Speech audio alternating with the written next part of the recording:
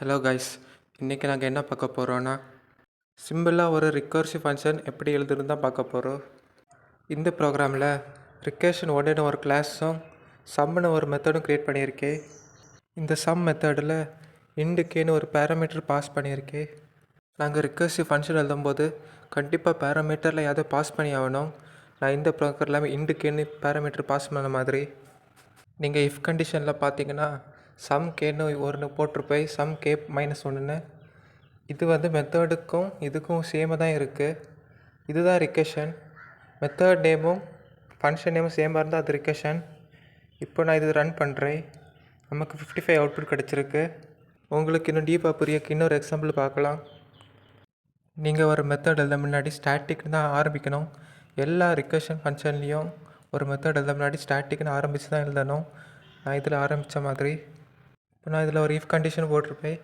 அந்த இஃப் கண்டிஷனுக்கு இன்னொரு பேர் டெர்மினேஷன் கண்டிஷன். ஏன்னா அதனால தான் இந்த ப்ரோக்ராமே டெர்மினேட் ஆகும் லூப்லேருந்து. உங்களுக்கு லேப்டாப் இருந்தால் நான் டைப் பண்ண இந்த ப்ரோக்ராமை உங்கள் லேப்டாப்பில் டைப் பண்ணி பாருங்கள். இப்போ நான் ஒரு மெயின் மெத்தட் எழுதி அந்த மெத்தடை கால் படுக்க ஒரு காலிங் ஃபங்க்ஷன் எழுதுவேன். இப்போ நீங்கள் யோசிக்கலாம், ரிக்கர்ஷனும் ஃபார் லூப்பும் கிட்டத்தட்ட ஒரே வேலையை தான் செய்ய போகுது. இந்த ரிக்கர்ஷனை ஆக்சுவலாக எதுக்கு யூஸ் பண்ணுவாங்கன்னா, இப்போ நீங்கள் ஒரு ட்ரீ எடுக்கும்போது ட்ரீ ஸ்ட்ரக்சர் அல்லது பைனரி சர்ச் ட்ரீ அல்லது லிங்க்டு லிஸ்ட் இதெல்லாம் யூஸ் பண்ணும்போது டேட்டா எல்லாம் டிஃப்ரெண்ட் ஆர்டரில் இருக்கும். இந்த டிஃப்ரெண்ட் ஆர்டரில் இருக்க டேட்டாவை ஒரே ஆர்டரில் எடுக்கிறதுக்கு இந்த ரிக்கர்ஷனை யூஸ் பண்ணுவாங்க. இன்னும் கொஞ்சம் கூட டீப்பாக பார்க்க கடைசியாக ஒரு ப்ரோக்ராம் பார்க்கலாம். உங்களுக்கு தெரிஞ்ச மாதிரி நான் ஸ்டாட்டிக்கில் ஆரம்பிச்சிருப்பேன். அதுக்கப்புறம் நான் இண்ட் யூஸ் பண்ணுவேன். இது எதுக்குன்னா, நீங்கள் ஒரு ரிக்கர்சிவ் ஃபங்க்ஷன் எழுதும்போது நீங்கள் வாய்ட் யூஸ் பண்ணக்கூடாது. கண்டிப்பாக இண்டு தான் யூஸ் பண்ணணும். இந்த ப்ரோக்ராமில் நான் மெத்தடில் பேராமீட்டர் பாஸ் பண்ணியிருக்க மாட்டேன், பார்த்துருப்பீங்க.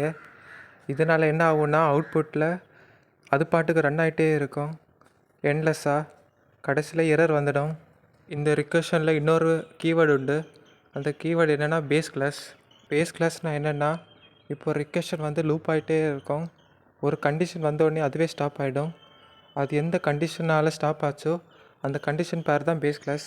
இப்போ இந்த ப்ரோக்ராத்தில் இஃப் கண்டிஷன் யூஸ் பண்ணியனால அது 5 தடவை மட்டும் தான் ரன் ஆகிருக்கு.